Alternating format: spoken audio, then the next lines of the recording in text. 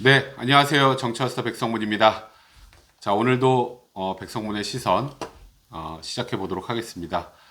사실 어제 너무나 끔찍한 대형 사고, 대형 참사가 발생해서 오늘 사실 정치 이야기를 하는 게 맞나라는 고민을 좀 했습니다만, 일단 또 저희가 현재 진행되고 있는 정치 상황에 대해서는 국가 애도기관과는 별개로 여러분들에게 이야기를 해드릴 필요가 있다는 판단이 들었고요.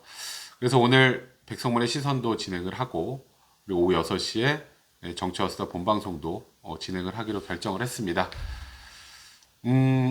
오늘 제가 이렇게 카메라 앞에 서게 된 이유는요.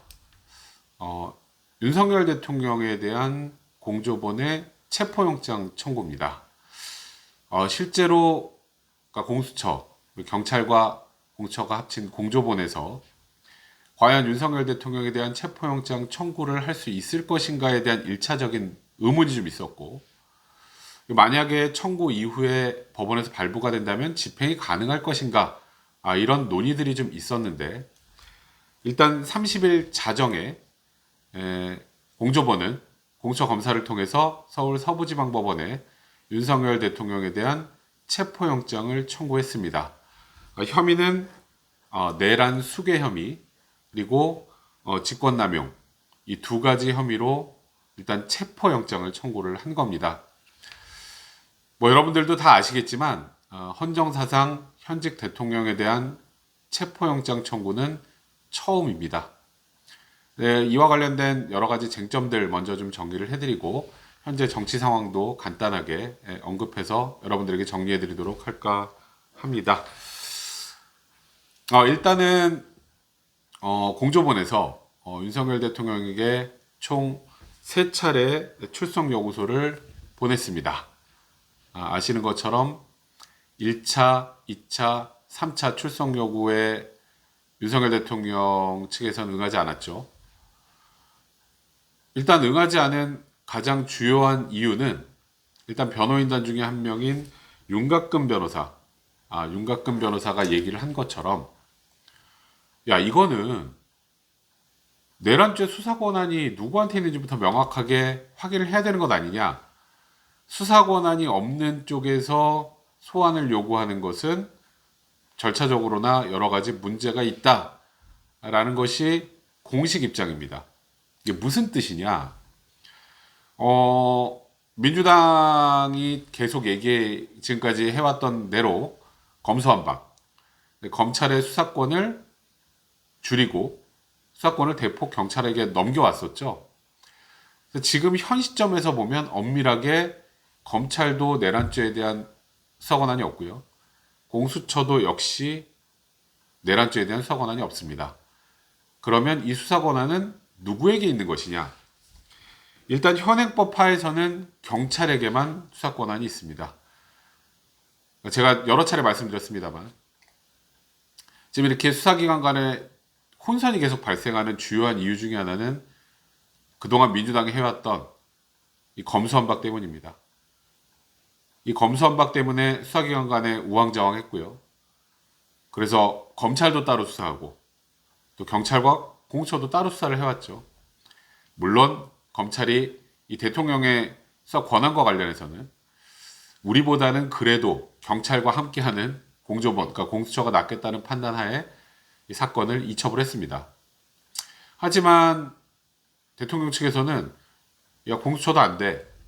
현재 그런 입장인 거죠. 그러면 결국은 제일 중요한 것이 법원에서 체포영장을 발부할 것인가 발부하지 않을 것인가 아니겠습니까? 제 개인적인 생각으로는 발부 가능성이 거의 100%에 가깝다 이렇게 봅니다.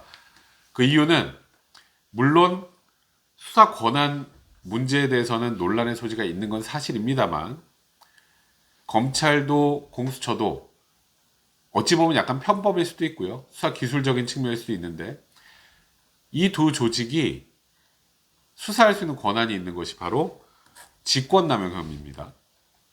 그러니까 본인의 권한을 남용해서 행사했다라는 그 부분. 워낙 뭐 여러분들도 많이 들어보셨을 테니까요. 근데 이 직권남용 혐의를 수사하다가 관련 사건으로 내란죄를 수사한다는 것은 법적으로 가능해요. 뭐 이게 옳고 그르냐는 두 번째 문제고, 전적이 한 번 있습니다. 김용현 전 국방부 장관 같은 경우 똑같은 주장을 했었습니다. 검찰에서 구속영장을 청구를 했었죠. 아니 내란죄 수사 권한도 없는 쪽에서 청구를 한 건데 이게 영장이 발부될 사유에 해당하느냐. 하지만 여러분들이 다 아시는 것처럼 지금 김용현 전 국방부 장관은 구속이 되어 있습니다. 그리고 당시 법원에서도 이 정도 사안이면 구속영장 발부가 당연하다고 판단을 했는데, 그 전제 조건으로 검찰의 수사 권한이 있느냐 부분도 일단 1차적으로 수사 권한이 있다고 판단을 했죠. 그럼 법원이 일단 한번 그렇게 판단을 했는데, 이번에 윤석열 대통령에 대한 체포영장 청구에 공수처는 수사 권한이 없다, 이렇게 판단할 가능성은 거의 없다고 봐야겠죠. 그러니까 일단은 뭐 정치적 구호로 충분히 그렇게 대응을 할 여지는 있겠습니다만, 실질적으로 법원 단계에서 이 사유로 체포영장이 기각될 가능성은 없습니다. 근데 일단 구속영장과 체포영장은 조금 차이가 있어요. 체포영장은 소환불응을 통해서 출석의 가능성이 없다고 판단되면 청구를 하는 거고요. 그게 현실화되어 있다고 판단이 된다면 법원은 영장을 발부하게 됩니다. 물론 혐의가 뭐 택도 없다거나 이러면 또 모르겠습니다만, 뭐 지금 현 시점에서 대통령에게 혐의 유무를 떠나서 이 혐의 자체가 인정이 안 된다라고 판단하는 법조는 없습니다. 혐의 인정 여부와 별개로 제가 말씀드렸던 것처럼 지금 윤석열 대통령을 제외한 내란 혐의의 주요 종사자들은 거의 대부분 구속이 되어 있는 상황입니다. 그런데 윤석열 대통령에 대해서는 전혀 인정이 안 되는 것이 명백하다, 내란죄가. 그럴 가능성은 없죠. 이거는 조사를 해보고 수사를 해보고 인정 여부에 대한 판단을 최종적으로 법원에 대해서 받는 것이기 때문에 체포영장 발부에는 전혀 문제가 없습니다. 그래서 저는 개인적으로 체포영장은 발부될 가능성이 매우 높다, 1차적으로 보고 있고요. 자, 그럼 두 번째입니다. 그러니까 체포영장이 발부되는 것과 집행되는 건 또 다른 문제예요. 이게 무슨 말이냐? 이제 법원이 윤석열 대통령에 대한 체포영장을 발부를 하게 되면, 그러니까 쉽게 말해서 윤석열 대통령을 데리고 와서 수사를 해야 될 거 아니에요. 체포영장을 집행을 해야 될 거 아니에요.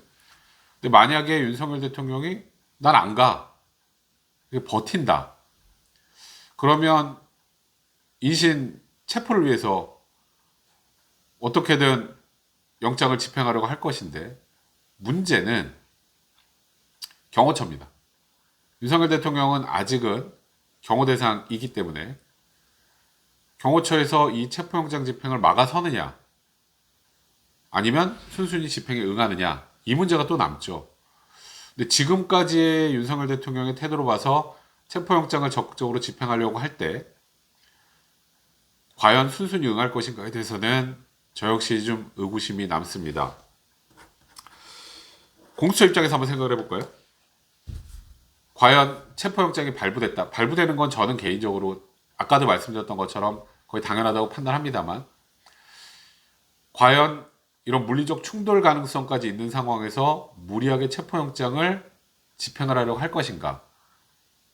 제가 무슨 뜻이냐면, 이거 뭐 집행하면 안 된다는 뜻이 아니라, 공수처 입장에서는 봐라, 이렇게 행동을 할 수 있어요. 그러니까 법원에서 우리 수사 권한 있다잖아.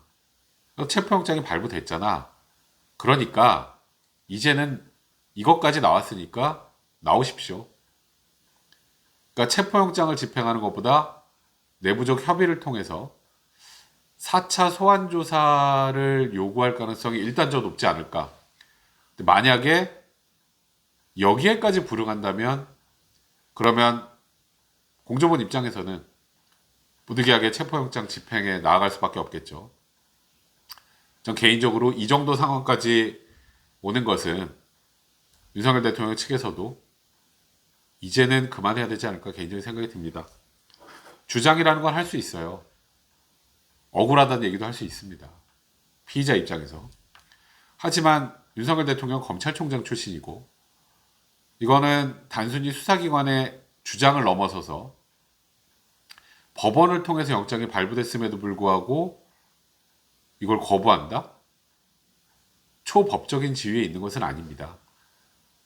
그리고 만약에 윤석열 대통령이 여기에서까지 거부를 하게 되면 보수 전체가 또 한 번 윤석열 대통령의 지금 이 현재 상황 때문에 몰락의 길로 함께 접어들어갈 가능성이 많습니다. 윤석열 대통령이 처음 얘기하셨잖아요. 수사와 탄핵 절차에 적극적으로 임하겠다. 탄핵 절차도 한 번 임하긴 했습니다만 그날도 그냥 공전된 거나 마찬가지죠. 아무 준비 없이 들어간 상황이었기 때문에 앞으로 헌법재판소 재판관 임명 문제나 여러 가지 지금 산재한 것들이 있는 상황인데 국민들에게 절차적으로 어느 정도 피의자에게 인정될 만한 것들을 주장하면서 나아가는 것까지는 그래도 국민들이 받아들일 수 있지만 어느 순간이 지나서 억지, 몽리 이런 모습이 보이게 되면 가뜩이나 외면당하고 있는 상황에서 더 심하게 외면당할 수밖에 없습니다. 아주 일부 윤석열 대통령의 비상계엄이 정당했다는 그분들을 제외하고는 어떠한 방식으로도 국민들에게 지금 현 상황에 대한 정당성을 인정받기 어렵습니다. 오히려 적극적으로 수사에 임해서 본인이 억울하다면 억울함을 밝힐 길을 찾는 것이 가장 중요하지 않을까 이런 생각을 다시 한번 해보게 됩니다. 일단 체포영장 관련된 이야기는 이 정도까지 정리하면 될 것 같고요. 저번 주에 한덕수 총리에 대한 탄핵이 인용이 되면서 민주당에 대한 지지율이 조금 빠지는 추세입니다. 어느 정도 예상이 됐죠. 이제 민주당이 만약에 한덕수 총리 이번 탄핵안에 관련해서 국민의힘에서 제기한 권한쟁의 심판과 가처분, 그러니까 뭐냐면 원래 일반 총리면 151석 이상이면 탄핵이 가능하고요. 탄핵 소추가 가능한 거죠. 그리고 대통령 같은 경우는 200석 이상 아니겠습니까? 만약에 이게 헌재에서 총리 기준으로 하는 게 맞다고 판단을 하면, 그러니까 이번에 국회에서 탄핵 통과되기 맞다고 하면 어떤 문제가 생기냐면 말 그대로 입법 독재가 생길 수 있어요. 민주당이 수틀리면 다 탄핵할 수 있잖아요. 전원 탄핵할 수 있습니다. 그거야말로 또 삼권 분립에 위배가 될 소지가 있지 않겠습니까? 그렇죠. 그래서 민주당의 소위 말하는 이 탄핵 남발 때문에 중도층이 일부 민주당에 대한 지지를 철회한 부분이 있어요. 근데 문제는 이게 국민의힘의 지지율로 플러스 되진 않습니다, 아직. 그럼 국민의힘 입장에서는 정신을 차려야 되는 게 오케이, 이렇게 해서 우리가 질질 끌 수 있어. 이거 아니에요. 그러니까 탄핵을 남발하고 민주당이 협의도 나서지 않고 일방 독주하는 것에 대한 국민들이 의구심을 표시하는 거지 대통령이 잘했다, 국민의힘이 잘했다 이런 뜻이 아니란 말이에요. 그럼 국민의힘이 해야 할 게 뭐가 있을까요? 일단 1차적으로 비상계엄에 대한 진지한 사과, 집권여당으로서 막지 못했다는 부분. 사실 여기에 가장 앞장섰던 인물이 한동훈 전 대표인데 한동훈 전 대표 지금 사실상 야인이 돼버렸잖아요. 그럼 1차적으로 중요한 건 권영세 비대위에서 어떤 입장을 보이느냐, 이 비상계엄과 관련해서. 두 번째는 윤석열 대통령의 수사, 탄핵 심판 절차에 대해서 어떤 입장을 보이느냐. 윤석열 대통령과는 어느 정도 선을 긋고 분리를 하지 않으면 앞으로 보수가 살아날 길은 현실적으로 없습니다. 일정 부분 절차적 정당성을 앞세워서 지금 민주당과 부딪히고 민주당의 실수를 야기할 수 있는 그런 부분들은 충분히 국민의힘이 할 만한 일을 한 거라고 생각이 들고, 그에 대해서는 국민들로부터 플러스를 못 받더라도 민주당의 지지율을 떨어뜨리는 효과가 분명 있었죠. 하지만 지금부터 조기 대선의 가능성까지 생각을 해본다면 국민들의 신뢰를 슬슬 회복해야 되지 않겠습니까? 그렇다면 제가 말씀드렸던 것처럼 비상계엄에 대해서는 단호한 모습을 보여야 하는데, 이제 걱정이 되는 건 여러분들도 기사를 통해서 많이 접하셨겠습니다만 소위 말하는 정광훈 집회 윤상현 의원 등 국민의힘 의원들이 가서 대통령을 지키지 못해 죄송하다, 뭐 큰절을 했다고 하죠. 그 집회는 비상계엄이 타당했다는 그런 집회예요. 거기 현역 의원이 나선다고요? 민주당의 지지율이 조금 빠지면서 민주당도 당황해하고 있는 이 상황에서 국민의힘을 나락으로 빠뜨릴 겁니까? 사실 그 기사 보고 제가 너무너무 화가 많이 났었는데, 사실 이 부분은 제 개인적인 생각으로 당 차원에서 징계까지도 고민해봐야 될 부분이라고 생각이 듭니다. 국민의힘이 더 이상 극우화되는 쪽으로 가게 되면 국민들로부터 그나마 가지고 있는 조그만 신뢰조차 다시 회복하지 못합니다. 그냥 20% 30% 초반에 딱 막혀있는 그런 지지율로 대선을 치르고 싶다면 모르겠습니다만, 최소한 민주당에 대한 공세를 하면서 대통령에 대해서는 어느 정도 선을 그어야지, 우리 대통령을 우리가 지킨다? 그러면 탄핵 관련해서 지금 재판관 3명 임명 안 한 것도 결국 대통령 탄핵 이루어지지 못하게, 탄핵 심리 못하게 하려는 것처럼 밖에 보이지 않잖아요. 그런 순간 다시 민주당에게 정당성이 부여될 수밖에 없습니다. 제발 정신 좀 차렸으면 좋겠고요.